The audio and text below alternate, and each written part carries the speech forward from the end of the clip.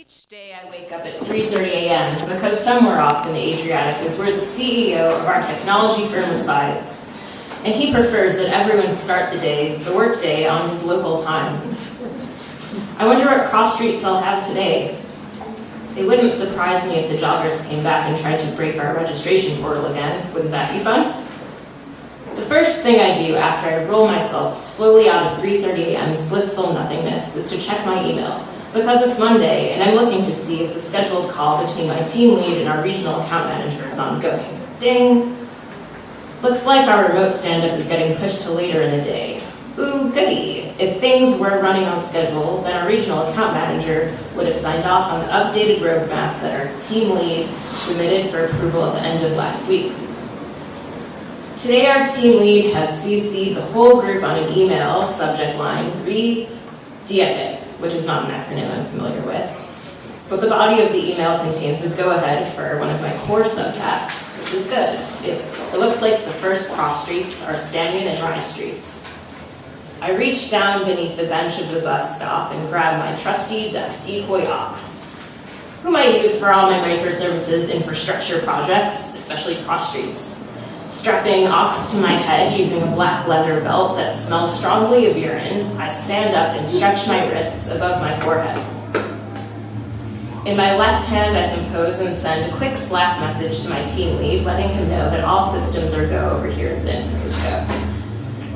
It only takes me about 20 minutes to reach Stanyan and Rye, and by the time I get there, I'm a bit thirsty, but there's likely not adequate time for me to go grab a beverage from the nearby coffee shop.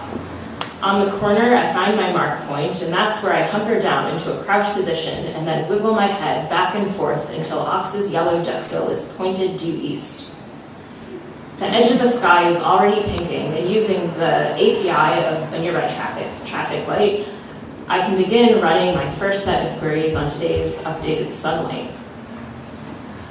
Connectivity is a little bit funky, so to prevent latency from interfering with my workflow, I first download all the new sun data locally. Ox's carved wooden duck wings tremble slightly from a passing breeze, and when I look up, I see we've got a much bigger problem than funky connectivity.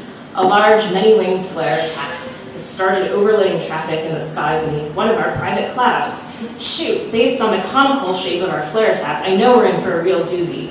Quickly, I post a message in our Slack's InfoSec channel with a screenshot of the flare and the icon, whoa. From where I'm crouching at the corner of Stanyan and Rye, the attack is a murder of very juvenile crows. The scenario is far from optimal. I personally have almost zero experience dealing with conical crow flares, at least from a security standpoint. Who on our team knows how to fix this? Come on, think. Jumping up from my mark point at the cross streets corner, I scamper over to the nearest telephone pole and wrap my arms fully around weatherized splinter wood. Thud, thud, thud. After a couple of minutes thudding Ox's duckbill against the telephone pole, I can see one of the cone crows beginning to dissipate. Is that adequate? Is the threat perhaps gone? No way. The second flare, when it hits, is enormous. There are so many crows that I wonder if they'll overwhelm our private clouds. InfoSec is pinging me with posts from the other devs on my team who are all freaking out. Then our team lead decides to chime in. Anton, you must disable Thornapple server manually. Go. Shoot, that server is in the Dolores co-location facility halfway across town. Don't get me wrong, most days being a remote employee is perfectly wonderful. But every so often there are moments where I truly begin to question my sanity, my reality, whatever. Unfortunately, it's not entirely out of character for my team lead to lean on me like this during an emergency.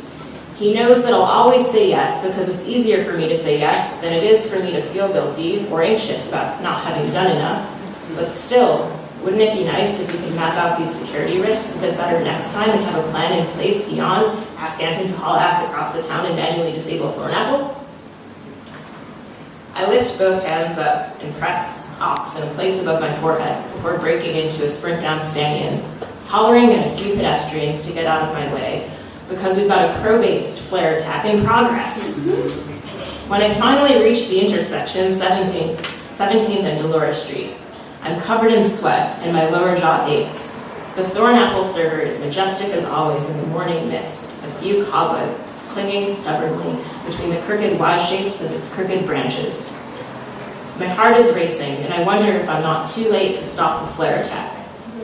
Kneeling in the damp mud, I take out my flare avoidance stick, which I handily modified from a wooden chopstick from a local Chinese restaurant, and draw 3 isosceles triangles in the mud around the tip of one of Thornapple's protruding roots.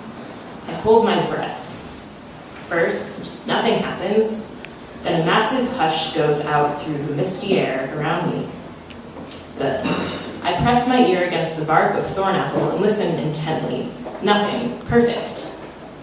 Raising my eye to the distant sky, I see that the flare attack has broken. Murder by conical murder. The crows are scattering like a shredded eyelash. Some are alighting upon telephone poles, while others flap their way to the ground. Phew. Off behind our largest private cloud server, the rising sun has transformed the southeast quadrant of my operating system's powder blue interface into a brilliant pinkish gold. I post relief face in the InfoSec channel and get a boom from my team lead, which makes me feel nicer than I'd like to admit. I post a modest no prob with a smiling shrug. Ox is giving me a crick in my neck, so I unbuckle the pungent belt from my chin and remove my trusty duck decoy, placing him on the muddy ground beneath Thornapple's canopy. One by one, I erase the isosceles triangle from the mud around the server's roots, waiting until a hum of instances returns to mix with the crisp air of Dolores Park. What a morning to be a remote employee.